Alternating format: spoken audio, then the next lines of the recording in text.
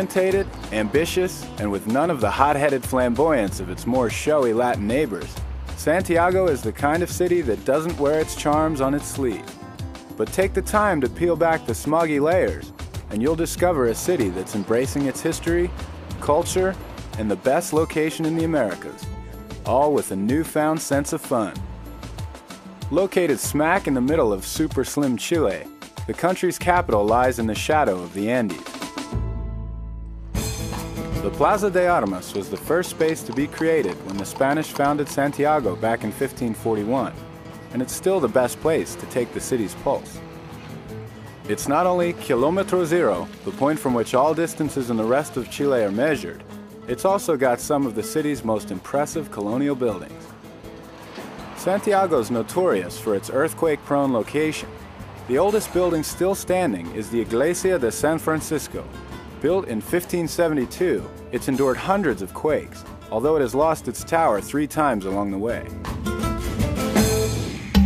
The city's political history has been as unstable as its geographical one. History buffs should seek out La Moneda, the presidential palace, to see the spot where Chile's military coup took place in 1973. Then head to the state-of-the-art Museo de la Memoria, or Memory Museum, for an in-depth assessment of the Pinochet regime and its impact. For a taste of everyday life, you can't go past the colorful Mercado Central. Once a colonial rubbish tip, this is now the city's most important produce market, and is the best spot in Santiago to try ceviche. Made from raw fish and lime juice, this is the nation's favorite dish. On Sundays, the central Parque Forestal is a magnet for musicians, street performers, and craft vendors who share the space with the city's love-struck youth.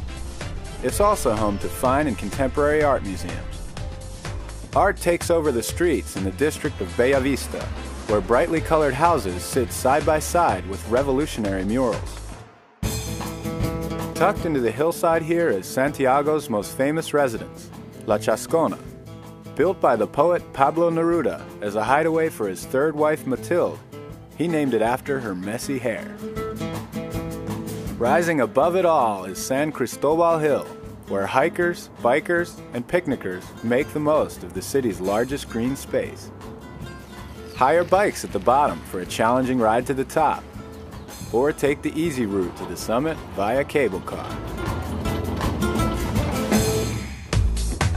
On a clear day, Santiago enjoys one of the most spectacular urban settings in the world. Snow-capped Andean peaks dish up world-class skiing just an hour from the city, so if you visit in winter, head for the hills.